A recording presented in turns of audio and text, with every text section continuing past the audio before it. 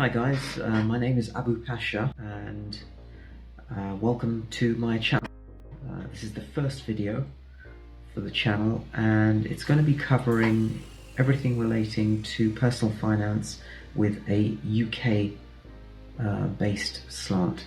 A lot of the channels that you see are predominantly based in the USA, so I thought that I'd make something for the UK. Of course, a lot of the subjects that are going to be covered here will also apply to the rest of the world. So let's get on today's video. I'm going to be looking at ways in which we can either start saving money, or if you're already saving money, we can increase the amount that you save, say on a weekly or a monthly basis. The tips that I'm going to be giving you can also be helpful for those who are in bad debt, so those who have zero savings. For example, you have a balance on a credit card that maybe you went on holiday, for example, you put it on a credit card, and now you've got a debt on that credit card and you're paying a high rate of interest. Okay, so what we'll do is, I just want to take a look first at the situation of savers in the UK, and this will probably apply to other places in the world as well. So there are several web pages that I outlined.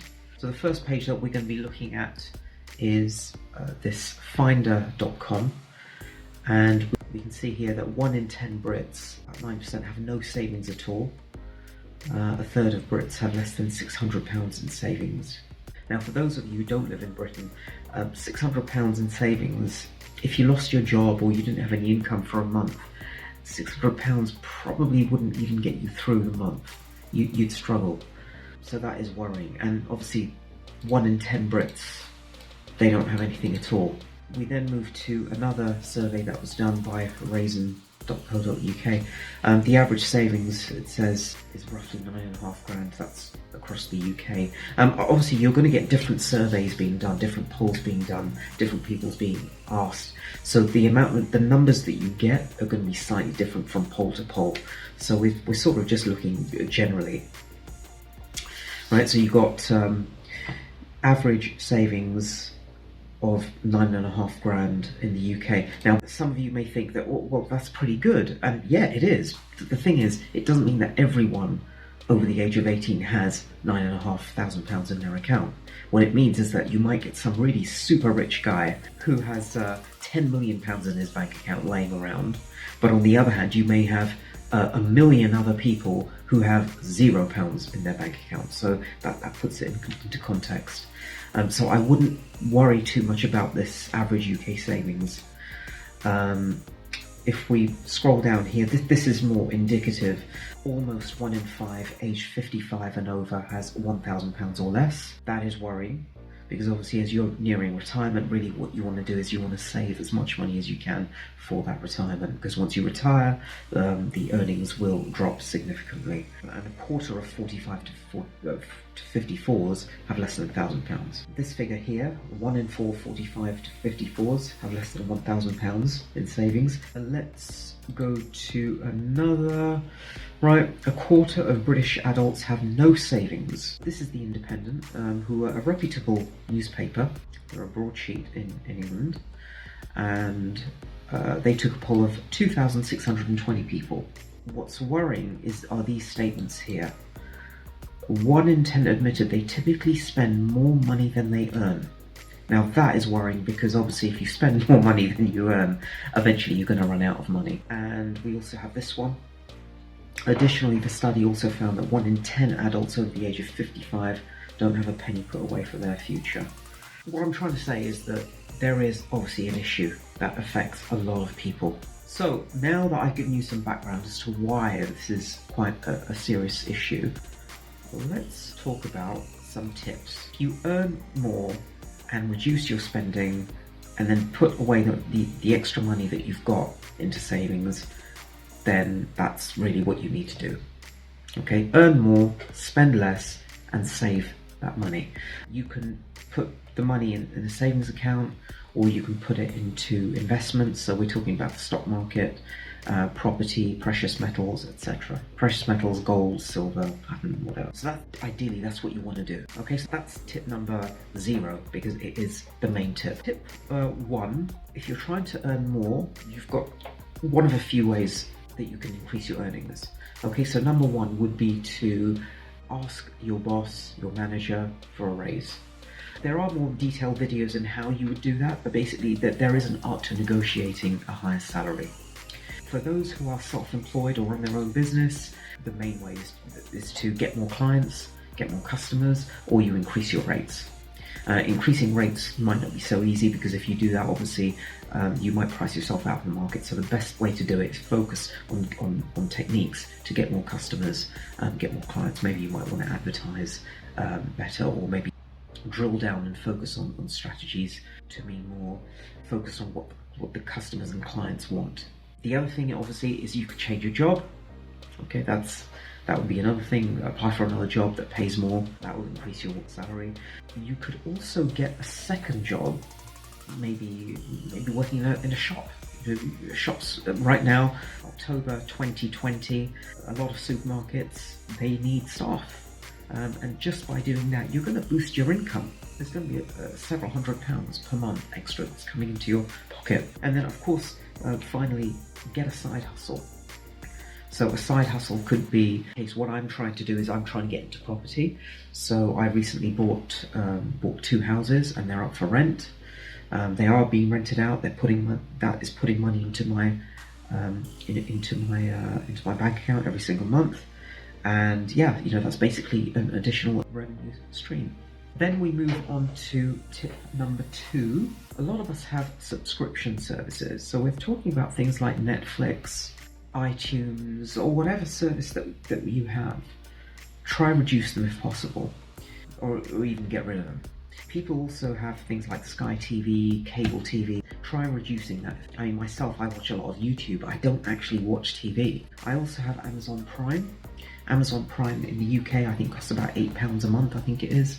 But the difference with Amazon Prime is that not only do you get extra streaming content, but you also get preferential deliveries from Amazon. The next tip is utilities.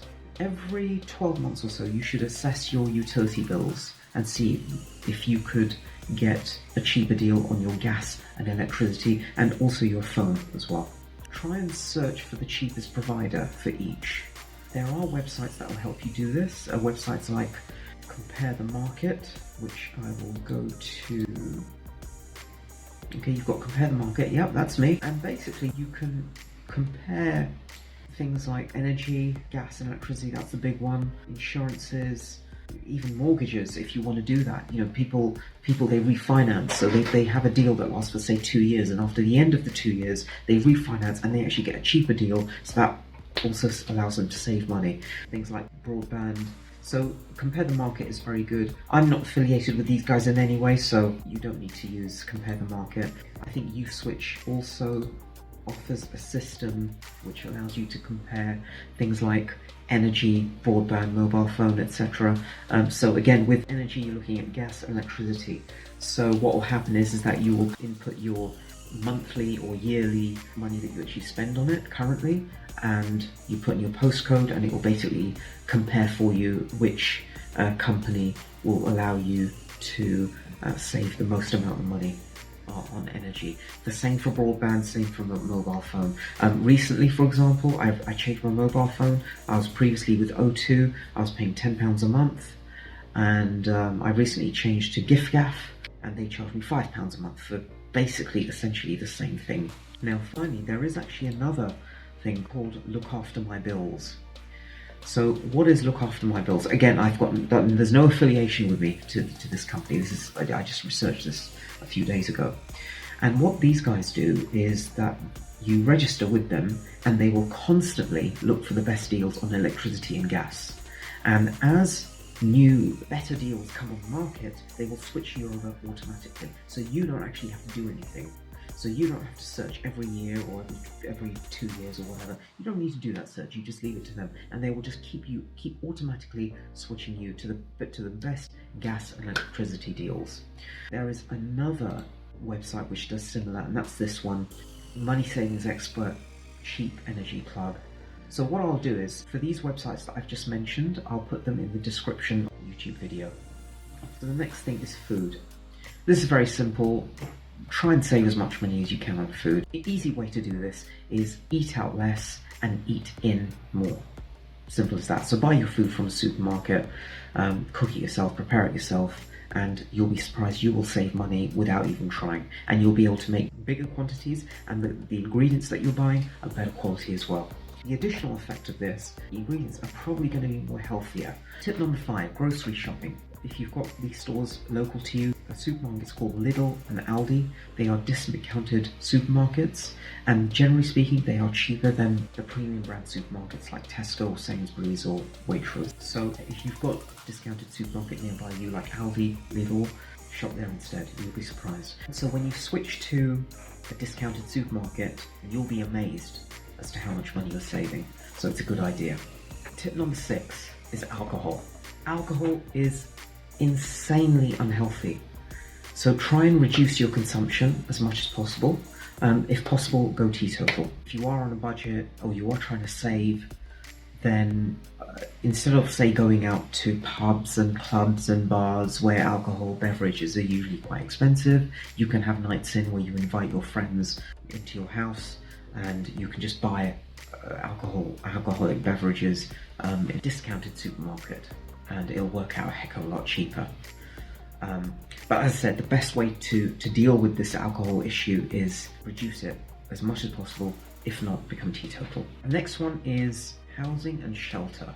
For most people, housing and shelter is probably the most expensive cost to them. Their monthly cost, so you've got mortgage, you've got rent, this is usually the highest. So there are certain ideas that will enable you to reduce this.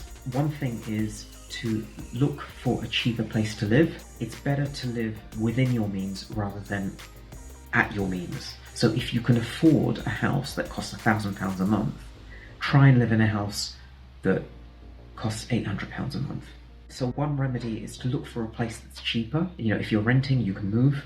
You can move, I think, every 6 months if you want to, but move to a cheaper place. Also, with the current circumstances, a lot of people are working from home, so it's not essential that if you work in London, for example, a lot of people are working from home, so you don't need to live in London. You can now live in a much cheaper place, and you work from home. Some people that I know have also moved in with their parents. So their parents have, some people are lucky enough to have parents who have big homes. So what they do is they've moved in with their parents and they just pay a very small rent to them, and they're working from home. So that's another idea. Now another idea is something called house hacking. You can look it up on YouTube, but basically it works like this. You buy a house, a big house, and you rent out the rooms in that house. And for the most part, when you rent out the rooms in the house, your lodgers, they will pay for your mortgage, and you will essentially live rent or mortgage free. And another idea, if you've already got a big house, then rent out the rooms. You know, you can rent out a room, have a lodger, and that will bring in some income for you. So all these methods are ways that you can reduce the costs of your housing and your shelter. Tip number 8 is transport. A lot of people have cars, they have private transport. And if you have good public transport links like we have in London, there's no need to have a car. So think about not having a car. Think about selling your car and just using public transport. It could work out cheaper. Again, this is for you to work out yourself. But generally speaking, when you factor in car insurance, fuel, the upkeep of the vehicle, I think public transport, generally speaking, is actually cheaper. So look into that. Tip number 9, this is clothing. Now for me, you know, I don't care for clothes. Sometimes I do, but most of the time I don't. Most of the time I'm wearing cheap t-shirts and wearing a base layer which keeps me warm, and I've had this I think I've had for about 10 years. So you don't need to spend big on clothes if you don't want to. People can shop in places like PRIMARK and other shops. I'm not affiliated with PRIMARK in any way, but you can basically go to discounted retailers where they sell clothes at quite a reasonable price, and there's nothing wrong with that. Tip number 10. I'm just going to gloss over it really quickly. Basically, this is to do with money management on payday. How do you allocate your money? So once it comes into your bank account, how do you manage that money? Where do you put it? Which savings account do you put it? How much do you put in your savings account? All this was going to be discussed in this video, but it was getting too long. And also I wanted to share my bank account and my credit card and how I do things in great detail. So what I'm going to do is I'm going to be creating a video for that, and that should appear in the next few weeks. So that will be an upcoming video. So basically, money management on payday. How do you allocate funds to each account? How do you manage that money? So that's what I'm going to be going into in great depth. So there you have it. Those are my top 10 tips. And if you found this useful, like the video. And if you want more of this, then hit the subscribe button. Until next time, thank you.